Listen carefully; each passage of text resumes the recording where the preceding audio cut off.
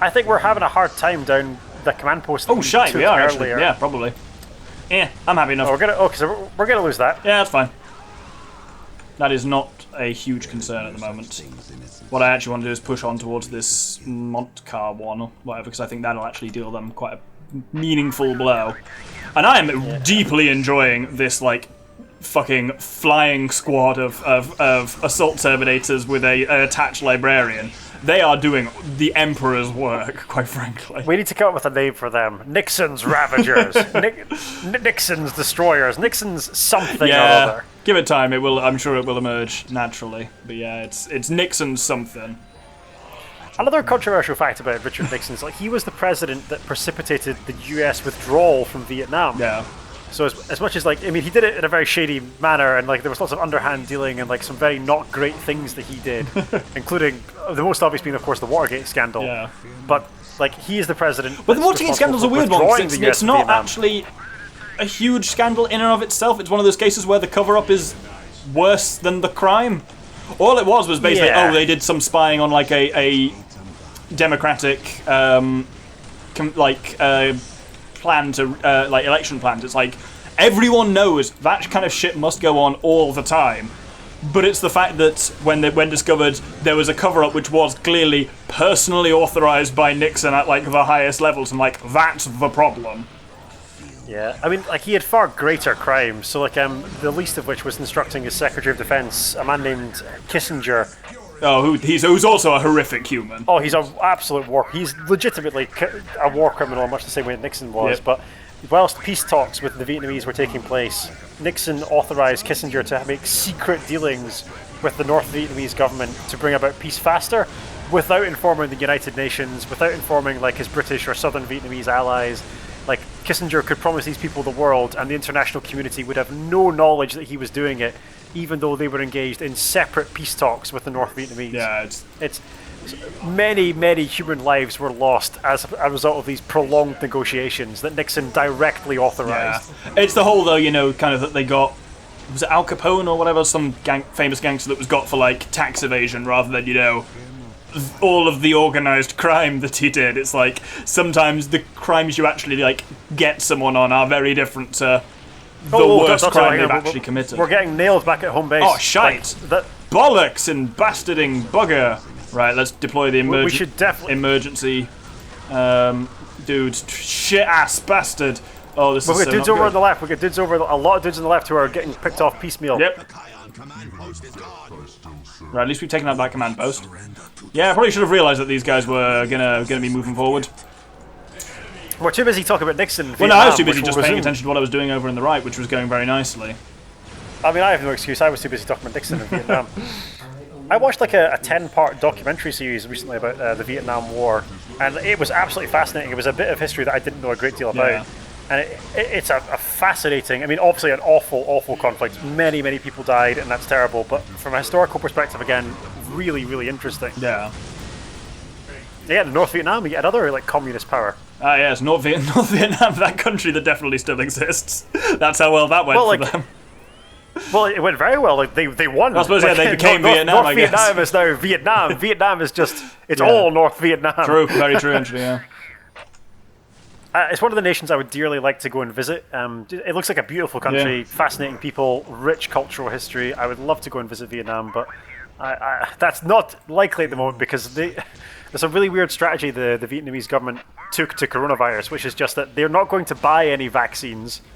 They're just going to wait until this runs its course and vaccines become so cheap they can afford them. It's an interesting approach. So there is no, I mean, I don't think they're the wealthiest nation in the world, but there is no vaccination program in Vietnam, which means that it's going to be some time before international travel there is remotely possible. Have you had your? I assume you must have had your second dose by now. I have. I am bulletproof. How did that go? Because again, you hate needles. So. Much better than the first time. There was it was 2 midwives. So like I don't know how it works for our viewership, but like here in the United Kingdom, it's volunteers who sign up to be the coronavirus vaccine people. So lots of them are like medical students or nurses or retired nurses or retired medical professionals. So I got two midwives who were very, very lovely, or retired midwives who were very... They're pretty good at, dealing with people in deeply stressful circumstances and calming them the fuck down. Exactly. So one of them just held me down, and the other one just stabbed me. Well, if it's what it takes. I went with my partner, who was very good and was very helpful. She held my hand, and they thought that was making me more distressed, and they were like, how would you feel if she left? And I was just like, nope. I don't even remember saying it. But as I was noping out, they just stabbed me, which was brutally effective. Dude, I remember the time I was getting, tetanus or something like that. I was going to Egypt, so I'd had to get a whole cocktail of things. And the nurse who was giving the jab, she was talking to me, and she was like, "Oh yeah, so what do you do?" And blah blah blah. We're making the small talk, and so I was like, "Oh yeah," so presumably she's gonna distract me with small talk, then she's gonna do it. And so I was saying, "Oh yeah, I'm a student, I'm studying this kind of stuff." And she went, "Oh yeah, that's really interesting." Surprise! And then stabbed me in the arm with the thing, but said completely deadpan, "Surprise!" before doing it. Did catch me off guard though, so I guess she was onto something. I mean, obviously it worked for her. Should we recapture that command point on the way past? Yeah, that's what I was thinking. But I think we're not going to get anything pushing this way anymore because we've taken out that command post. I'm hoping so. I'm hoping that's how it works. Otherwise, yeah.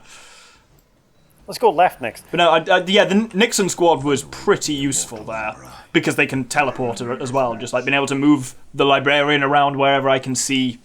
Either human can see stealth units coming from. But let's just keep calling them the Nixon squad then. Yeah. There's been a lot of Nixon chat in this episode. I'm quite enjoying it, but again, in fairness, look, there's two fucking Richard Nixons up there, so To circle back to our conversation about before we realised our base was getting pummeled. To circle back to our conversation about Vietnam, I didn't realise the true extent of the conflict. So there was a route from the North Vietnam to South Vietnam called the Ho Chi Minh Trail, which is how they kind of smuggled weapons, supplies, and manpower from the north to the south to aid in the resistance against the Americans, effectively. And there was a stretch of this Ho Chi Minh Trail. It was a route, a road that went from North Vietnam to South Vietnam, and some of it snaked through Laos and Cambodia. So there was a section of this road in, I think it was Laos, which is a neighbouring country. And this one section of the Ho Chi Minh Trail had more bombs and ordnance dropped on it during the Vietnam War than the entirety of Nazi Germany during the Second World War. So yeah, stats like that are kind of horrifying. It's crazy. Just this, this bit wasn't even in Vietnam, so it wasn't even in the embattled nation. It was a stretch that went through a neighbouring country and had more ordnance dropped on it than all of Germany by all of the Allies in the Second World War. And it's how is that possible? How was this road even there? Mechanized warfare, it's fun. We were only just getting to grips with it in the World War. Yeah, but they really perfected that. It's bizarre to me how many current US political figures were combatants during the Vietnam War. So John McCain, John Kerry, all of these prominent figures. I mean, John McCain is not a current US political figure because he's dead. Yeah, but take your point. He was a presidential candidate in living memory. So yeah, and presumably Biden would have been the right age. I don't know whether he actually served in Vietnam or not, but I don't know if Biden had. I know that basically. I think he was already a fucking senator by then. The man's been a politician for literally almost all his life. That's wild. I'll double check for you. I know that John F. Kennedy was a war hero. He was a commander of an attack boat squadron. Yeah. I can only guess in the Pacific theater, but I don't know much about his military service other than that he was the commander of an attack boat squadron. And I know this is juvenile of me, but I would vote for a president who was a commander of an attack boat squadron. That's a person I would trust to lead my country. Yeah, but Churchill had a good military record as well, and Churchill's a horrific person. So. Oh, he was terrible. We'll talk. Well, there's a bizarre segue we can bring in later on relating to the Tao and Churchill and that sort of thing. But yeah, interesting. You ever heard of Gallipoli, Doctor? Because that was bad. Oh yeah, yep. So this is, for those who maybe aren't, I'll let the Doctor continue. Mostly from the epic rap battles of history that's Winston Churchill versus Theodore Roosevelt. That's where I first came across that. I thoroughly recommend epic rap battles of history in the first instance. You tossed away lives in Gallipoli like they were scraps off your plate. And everything I've heard is that that's an accurate line. Yeah, so this was Churchill's, I think he was Minister of War at the time. Gallipoli was a conflict in the First World War, and I believe Churchill was the Minister of War at the time. And his idea was to land British colonial forces in what was then a part of the Ottoman Empire in Gallipoli and start a second front to divide the Axis powers, or not the Axis powers, divide the opposing forces that were arrayed against Britain, France, etc., etc. It was a massive disaster, so he sent a bunch of young Australian troops for an amphibious landing at Gallipoli, and it backfired horribly. Some relative of mine, maybe a great-grandfather or a great-uncle, something like that, fought at Gallipoli. Oh, really? Dad, if you're fucking watching this, put in the comments who that was, because he knows and I don't. But it was a truly horrific conflict. Not a fun time he had, no. shockingly. There's I've read not many people I think had a fun time at Gallipoli. I've read it rather extensively about it. Obviously these were quite well-educated Western, quote-unquote, Australian men, so like lots of them kept diaries, lots of them lived after. Oh, not many of them lived afterwards. That's kind of the point. But like, Gallipoli is said to be like one of the big reasons that started like the Australian move for independence from the British Empire. Oh yeah, understandably, I think for a long time, possibly to this day, the Australian military has one of the worst casualty rates for any military force in the Western world, simply because of Gallipoli. Yeah. There's stories of like so basically the Anzacs, yeah. Yeah, they tried to make an amphibious landing, which is a silly thing to do at the best of times. Like, making an amphibious assault is daft. You don't do that in modern warfare. Apparently it's like a foundational tenet. You don't try and attack from boats to the land, because it's exceptionally difficult. And these guys just ran up against like heavy machine gun fire that they were completely unprepared for. There's horrible stories of men using bodies as sandbags 20 minutes into the assault, and like the bodies were still warm, so it wasn't even like this was a protracted conflict. There was enough dead to use the dead as cover within 20 minutes of attacking the beach. And you're like, that's Jesus. Just it's horrifying. That's rough. Yeah. Gallipoli is also the source of one of the kind of horrifying, because it tells you something about probability, but one of the cooler artifacts that exists, which is 2 bullets that hit each other in mid-flight and fuse together. That's so. Which is really. I'll put a photo up. Really cool, but really unlikely, and tells you something about the number of bullets that must have been airborne to have that happen from a probability perspective. I didn't know that. I'd never heard that story. That's very well. It's not cool. It's in a museum, like somewhere, like it exists as a thing. It's an amazing statistical phenomenon, but that's horrible. I was reading an analysis recently about like how, if at all, it would be possible for archer fire to block out the sun. Would it be? Turns out real challenging. Our arrows will block. I love the movie 300, by the way, viewership. Could possibly be done very early in the morning when the sun's at a very shallow angle. I was like, there's another like podcast I'd recommend. Like it's I forget the chap's name, but it's called Hardcore History. And he's not a historian, he's just an enthusiast of history, and he reads a bunch of books and then like basically relates what he's learned back to you, which is kind of cool. But he talks a lot about Thermopylae and like the story of the 300 Spartans, which is definitely Greek propaganda. Like, there were not 300 men who held off 1 million men. That's not a thing. But there weren't a huge number. Yeah, there were a lot. Generally is kind of known. Yeah, there were a lot of Persians and there were comparatively few Spartans, and like there was a conflict. But the really cool thing for me, like the line where it's like our arrows will blot out. Oh, sorry, no, not that line. The other line where it's like Greeks, lay down your weapons and we'll allow you to surrender. And he's like, Persian, come and take them. Apparently from the very earliest historical records, so like from almost prehistory, like from the Greek historians that wrote this down for the first time, it's almost a sure thing that they definitely said that. Well, whether it was said or not, like, there's very solid evidence that would absolutely have been the Spartan mindset. Yeah, like to die in battle was the only like way for a man to die. They were like that, yeah. I remember reading like recently about the decline of Sparta, and it's quite uninspiring that you expect, was there a final epic battle? But it's the state went into decline, it was absorbed, like we don't even really know what it is these days. I mean, it's still a city. I don't think modern. There's a modern day city called Sparta in the centre of Laconia. I don't That's very think much a thing. The modern day Sparta is on the site of historical Sparta, though. Yeah, I think we have some. There's not much wrong, because I mean the Spartans weren't huge on building massive fucking temples and stuff. Most of their stuff went on training child soldiers and stuff. Yeah. And other healthy pursuits. Well, that's what. Hey, in a way, that's the style of military embodied by the Tao. So, like, the Tao have a caste system where every member of society is born to a particular function, which is actually a very Greek notion. So, like in Plato's The Republic, Plato talks about how a thing is virtuous if it fulfills its function well.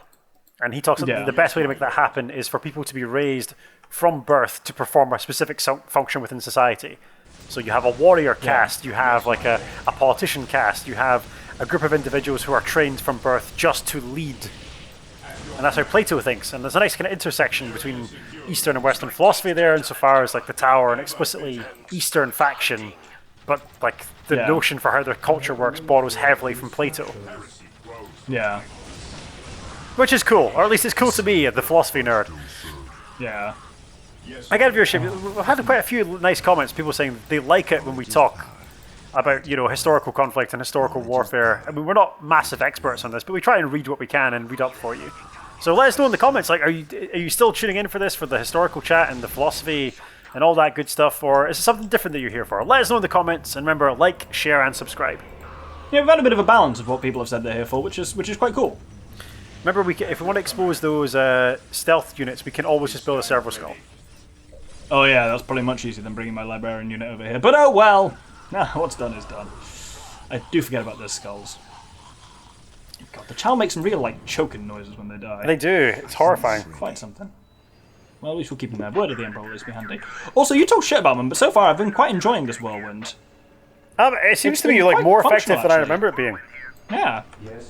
We can, like, you can get raw numbers. So if you click on the Predator tank, for example, yep. you'll see that, like, under the Predator, it's got like a little gun symbol in the central interface.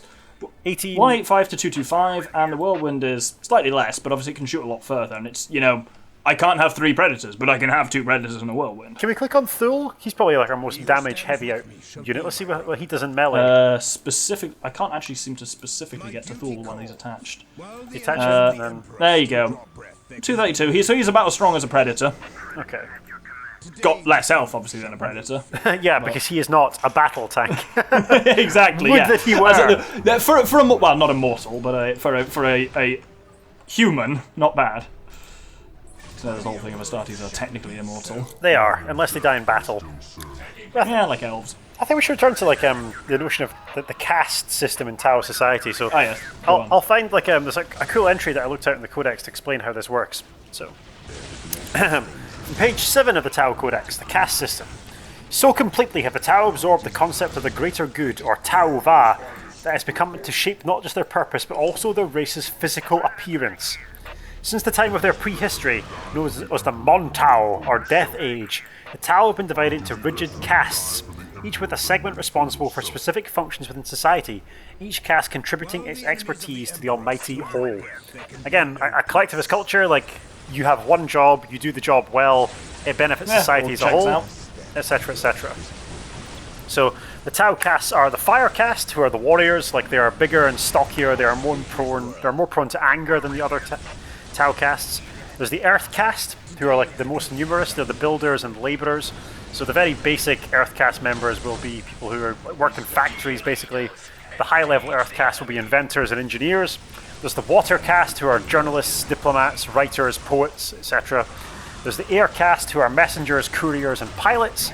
And finally, there's the ethereal caste, the Tao leadership caste, by far the least numerous.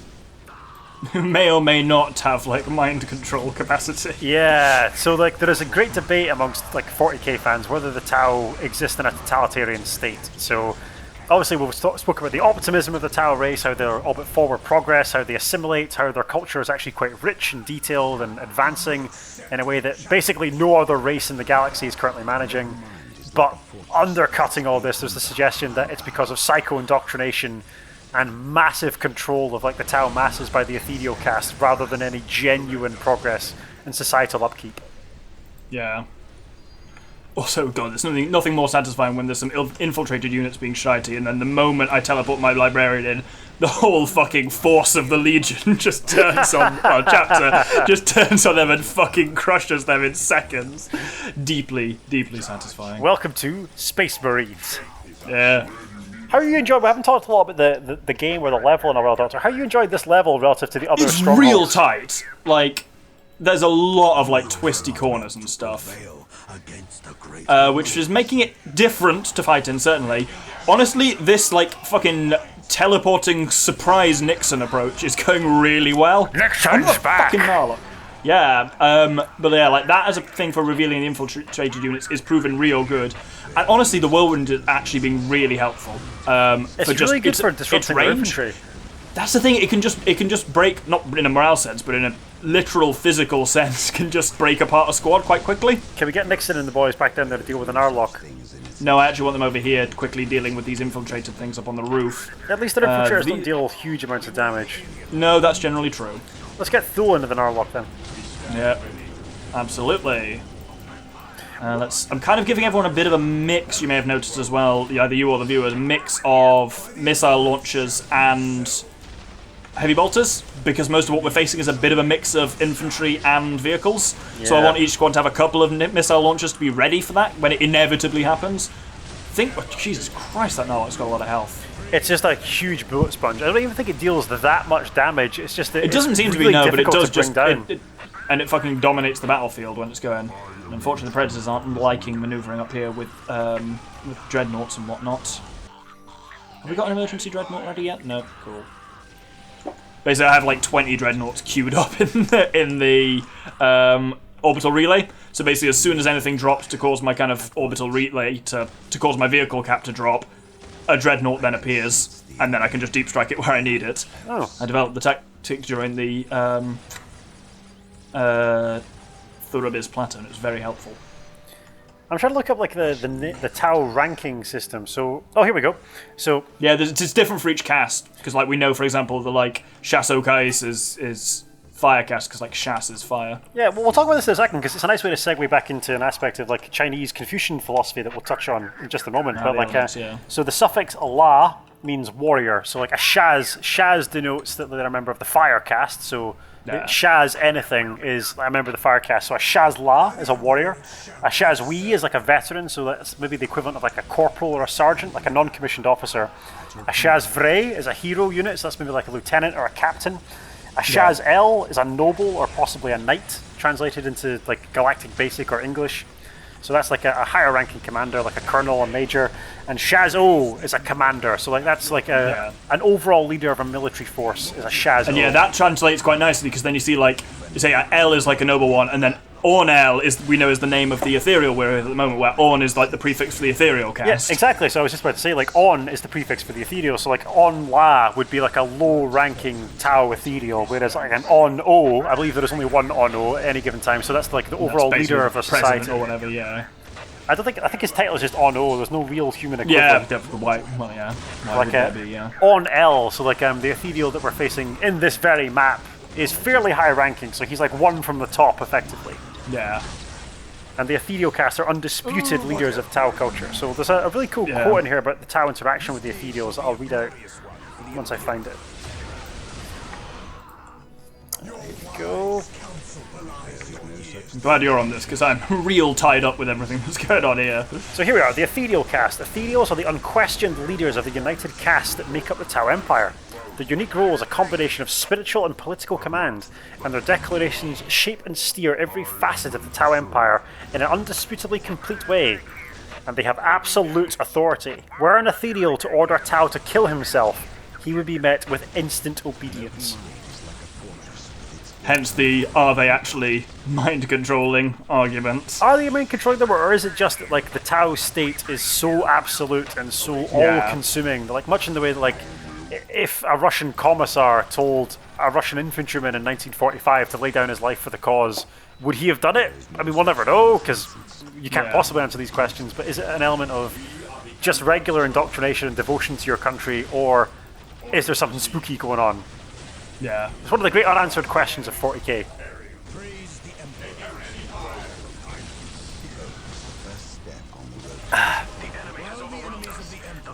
Now, I'm enjoying a delicious white Russian here viewership, but what I would really like to be drinking is a mind-sharpening glass of Cointreau. I was actually tempted to get a Cointreau after this. We have loads downstairs, because of course we do. We can call a brief break in a moment, Doctor, once we get to that. Yeah, that would be great, because I'm out of booze. Well, once I've kind of just fought off... Well, that's weird hovering shit here. Look at that. Oh, it's gone. Oh, they can fly. The stealth suits can fly. That may have been what you saw. I have to check on the footage. I have no idea what I saw. But we made decent progress here. Yeah, I think we're doing pretty well after this. Maybe Eldar, we'll see. I know not as much about Eldar as I do about Tao, but I know this is like I will say like we're doing fine, but this is hard work. Like I am constant. There's not much downtime for me, psychologically speaking. I remember that like this mission was difficult, which is why like I spent so much time doing the research that we've spoken about for the entirety of this map. So was to maybe the only time we talk about things.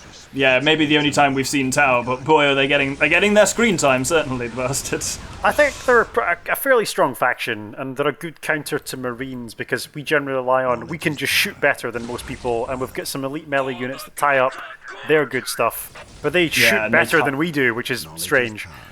Yeah. No, not them. So the Tao Ranking like the caste system we spoke about, ties into like a whole bunch of stuff in Eastern culture as well. So I know that India has like culturally a very well developed caste system. So to say that the Tao are like analogous for like a communist Chinese regime is reductive because they draw on like lots of different source material from the real world. And again, like obviously, like the caste system for the Tao race is nothing like the Indian caste system. That's silly. Like I have a friend actually who is like he is from an Indian family, and he's spoken to me recently about like the caste system. And like it doesn't matter. He's like quite a modernly minded man. The caste system doesn't mean a lot to him, although it means a lot for lots of other people. But apparently his particular caste, there's like there's a lot of castes. I think there's like 38 or something crazy like that. He told me. And his are like the 4th or 5th highest, so that specifically his... Most... Sorry, go on. No, you finish. No, you finish. Oh, okay. Oh, thank you. His is like specifically a warrior caste, actually. So historically, his ancestors and members of his family, they're from a particular city. And it's like one of the border cities with what is now Pakistan. And it was continually war-torn. There was a lot of conflict there. So like people from the city of his particular lineage, I suppose, like are warrior caste members, which is partly pretty high. Yeah, I've often heard, and this is kind of what I was going to say, is that generally Indian people in who have been able to emigrate to Britain historically tend to be from the higher castes, because you were basically just trapped in poverty in British India, which was a bad place to be. So, and it was mostly a bad place to be because of our man Churchill, who very probably knowingly starved tens of millions of Indian people to death. Yeah, he famously described the Indians as a beastly people with a beastly religion, which is top lad. Voted everyone's favourite Briton for like 30 years in a row, which is depressing. There's a weird, like, almost cult worship of Churchill here in the UK viewership. So, like, I mean, if you weren't aware, like, people love him here in the UK, even though he's a deeply problematic historical figure. In the same way that I suppose, like, I mean, I don't know, but the way I imagine... Forgive me. Yeah, the way I imagine... Yeah, so that's good. You're destroying the dreadnought! You'll never be forgiven. Now we've got a fresh one ready to teleport in. Yeah, but the way I imagine, like, Americans being very devoted to the notion of Abraham Lincoln, for example, is the way people feel about Churchill here in the United Kingdom. Except Lincoln... And Lincoln was not uncontroversial, but he's far less controversial than Churchill. Yeah, Churchill, who, like, it's not wonderful, it's kind of funny in hindsight, but it's not great because millions of people were starving to death. But Gandhi went on a hunger strike, Mahatma Gandhi, like the father of Indian independence, like, and the Indian political system, he was going on a hunger strike, and like Churchill saw like photos of him where he was like emaciated, very, very unwell because he was going on a hunger strike. And Churchill's response was, so why hasn't he fucking starved yet? And like that's not a great way to speak about Gandhi. Like if you want Gandhi to die, you should maybe reevaluate. You might not be one of the good guys. You might not be one of the good guys, exactly. But he's not a great guy, Churchill. And again, wonderful wartime leader. Would we have won the Second World War were it not for Churchill's leadership? Who and can he say? Has, the banter moments that people like. Yeah, but I think there's oh my god, there's a lot of guys down there. Yeah, the woman who says to him, if you were my husband, I'd poison your tea, and he said, if you were my wife, I'd drink it. There are some quite good lines like that. I mean, but obviously that doesn't.